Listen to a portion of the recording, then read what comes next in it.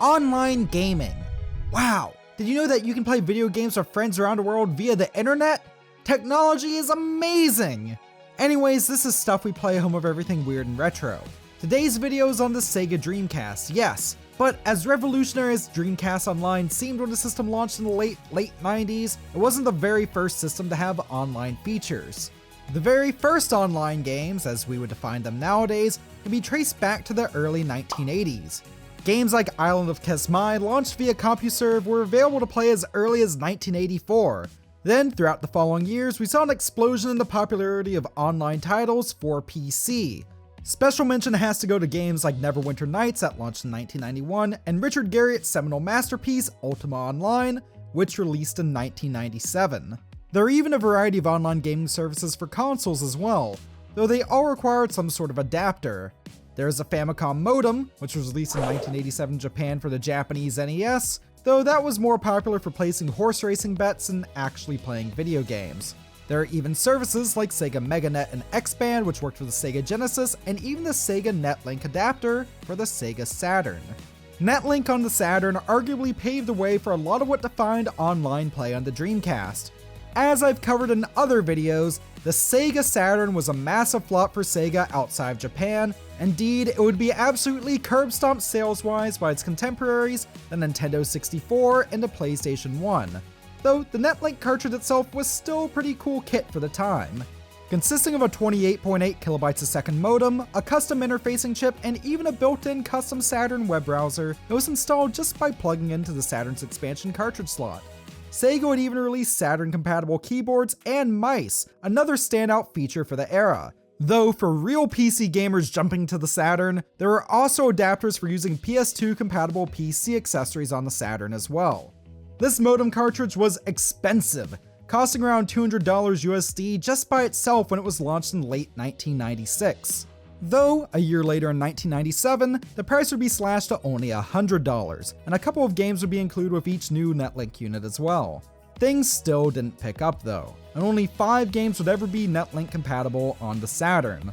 These would be Daytona USA Netlink Edition, Duke Nukem 3D, Saturn Bomberman, Sega Rally Championship Plus, and a special Netlink compatible version of Virtual On.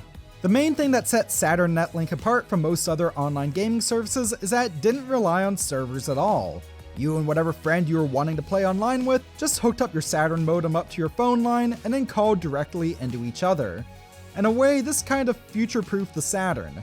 As long as you and a friend nowadays both have Saturns, modems, compatible games, and stable landline connections, you can still call up one another and play online on the Saturn.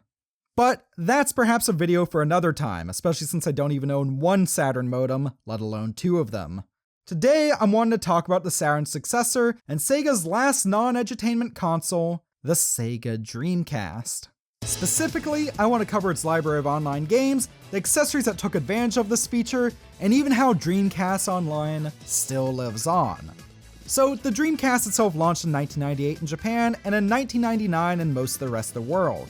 It famously hit store shelves in North America on 9/9/99, marking one of the coolest days to ever launch anything on. Unlike Xbox Live on the original Xbox, both of which would launch a few years later, Online the Dreamcast had a different name depending on the region you were in.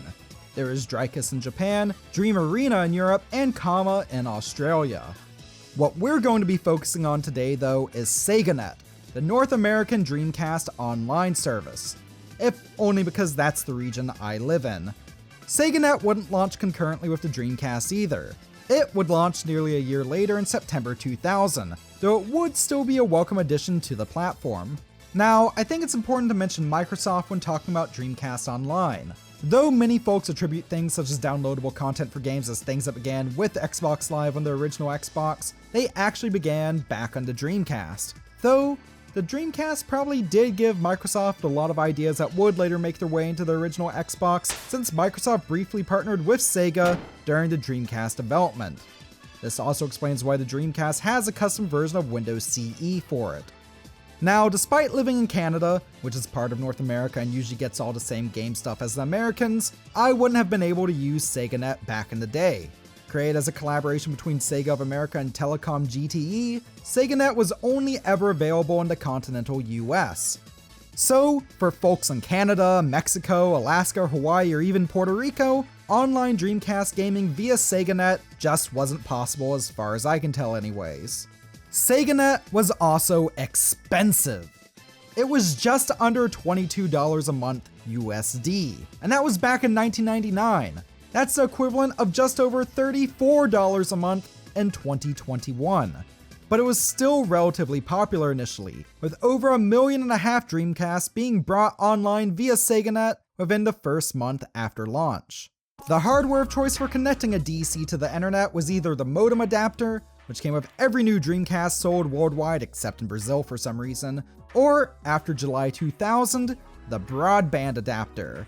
There was also a LAN adapter as well, but due to only supporting a relatively low connection speed, even today the broadband adapter is much more sought after, since, as we'll touch on later, there are still ways to bring a Dreamcast online in 2021. As of the making of this video though, the average price for one of those things is over $150. Ugh, yikes. Along with the online game servers, there are also several general online features as well via SegaNet. Featured here is my own physical copy of Dreamcast Web Browser 2.0. It's actually optimized for use with SegaNet, which I guess makes sense since you kind of need a service like SegaNet to even take your Dreamcast online, and it even comes with a pretty fun little Sega Swirl puzzle game too.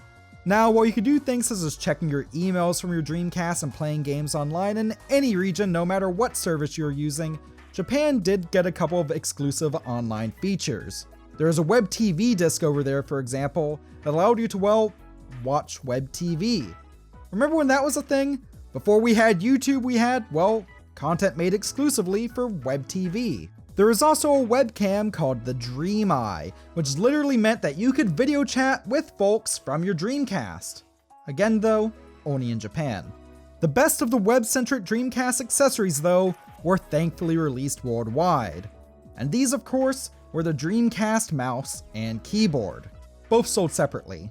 Though, for a short time, you could actually get a free Dreamcast keyboard and a rebate on your Dreamcast if you signed up for a 2-year SegaNet contract. Funnily enough, my favorite game that actually uses the Dreamcast keyboard isn't even online capable. See, I bought this bad boy right here from Epic Games and More in Victoria, BC recently, solely so I could play The Typing of the Dead. Because honestly, who needs Mavis Beacon when you can up your WPM by killing zombies? If you were one of the folks who played Dreamcast games online, more likely than not you were introduced to it through one of two titles. One was Phantasy Star Online, and the other was, well, Sega Swirl. And okay, I gotta talk about PSO. This MMO sold tons of Dreamcasts, whatever tons of Dreamcasts means since this thing didn't sell particularly well. But this game's relative massive popularity resulted in fans keeping private servers up and running for over nearly 2 decades now. It's a really fantastic game too, though if I want my fill of Sega-made sci-fi fantasy MMO action, I'll probably just play Phantasy Star Online 2 via my Xbox One. PSO 1 is still great fun though, and the Dreamcast is still an awesome way to experience it. As for Sega Swirl, it's a really simple little puzzle game. But like all good puzzle games, it's absolutely addictive. And in this case, it's even more fun with friends. Probably helps too that this came as a freebie along with a lot of copies of the various versions of the Dreamcast browser, but hey, it's fun. According to my research, 32 Dreamcast games that made it to retail supported online play. Of those, 2 of them were versions of Phantasy Star Online, and one, of course, was Sega Swirl.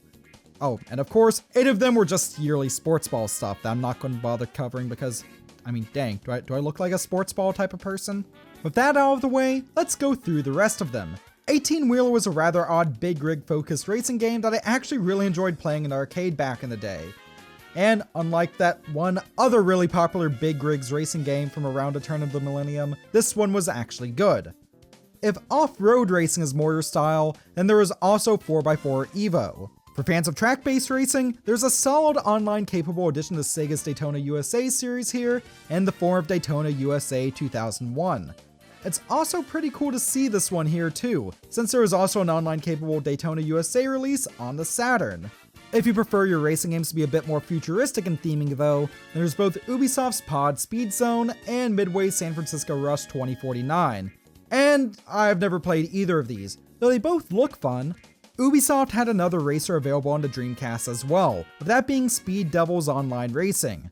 Between all of these, I think it's pretty obvious that racing is the most represented genre with online functionality here.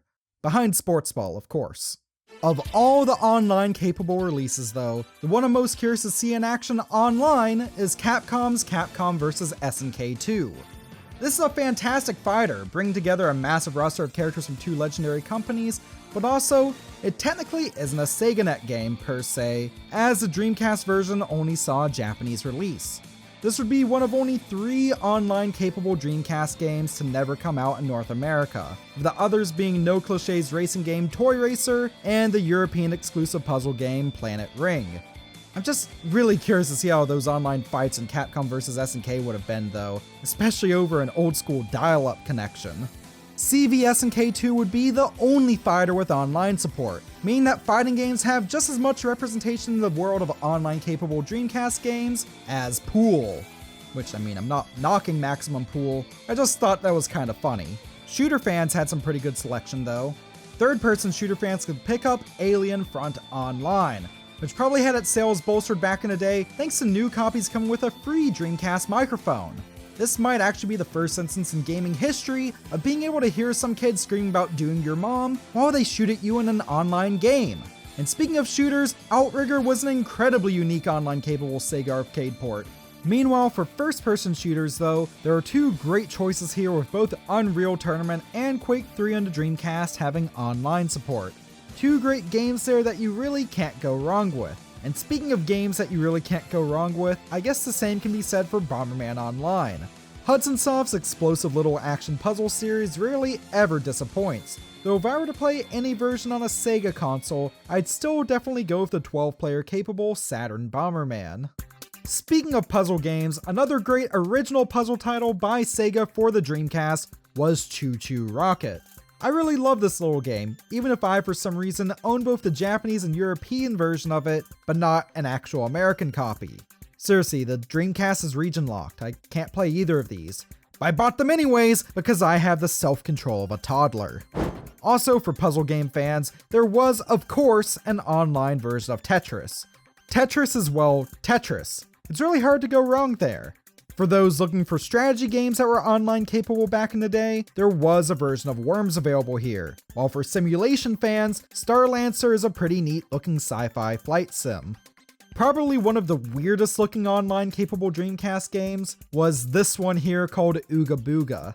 It's a Hawaiian themed action title filled with shrunken heads and magic, and it just looks really odd, though that name seriously gives me some weird vibes. Finally, let's talk about Jet Grind Radio. Or Jet Set Radio if you prefer.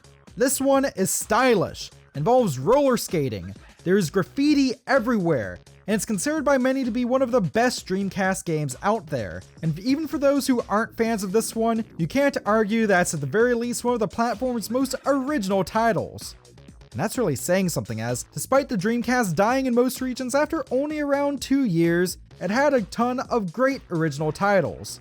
Jet Grind Radio really sticks out, and I mean that in the best possible way. And these are just the games that supported online play. That's not to mention all the titles that had DLC released for them as well on the Dreamcast, such as Sonic Adventure 1 and 2. But even without that, online on the Dreamcast was still pretty widely supported. I mean, yeah, 32 games of online play might not sound like a ton, and yeah, that's technically only 28 in North America if we aren't counting PSO re-releases, but that's 28 of only around 250 games that saw a release stateside. That's not really that bad. However, due to poor business decisions made throughout the 90s by Sega, and Sony's PlayStation 2 basically crushing the Dreamcast under its foot after it launched in late 2000, Sega would decide to discontinue the Dreamcast in 2001.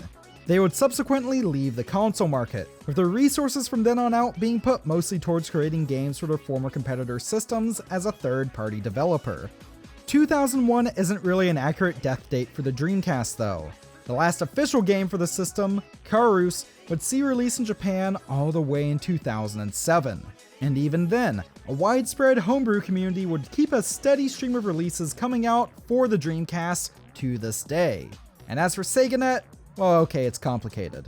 The general online services were taken offline only 11 months after SegaNet launched in the US, with SegaNet Online accounts transferred to American ISP Earthlink at the end of July 2001. Online service for games, though, would last a bit longer than this. Sega would cut the price of playing online to only $10 a month after the SegaNet brand was retired, and then they would remove the cost of playing online altogether after August 2002. The final official Dreamcast servers would be taken offline in September 2003, with those being the servers for Phantasy Star Online. From there, the existence of all online play on the Dreamcast was in the hands of private servers run by fans. And honestly, I think a lot of those fans have done a pretty dang good job. Indeed, as of 2021, it's not too terribly difficult to take a Dreamcast online. You can do so by using a Raspberry Pi and an application called DreamPi, which takes a modern high-speed internet connection, converts into something accessible by a Dreamcast. Most former SegaNet supported games are supported by DreamPi as well, along with some games that never even were released back in the day, and a Planet Web browser too. I guess you could say that fan support like this is something that most retro consoles could only dream of, am I right? No? Not at all? Alright, I'm gonna head out. It's end slate time! Thank you very much for coming with me on this brief whirlwind history tour of the Sega Dreamcast Online functionality.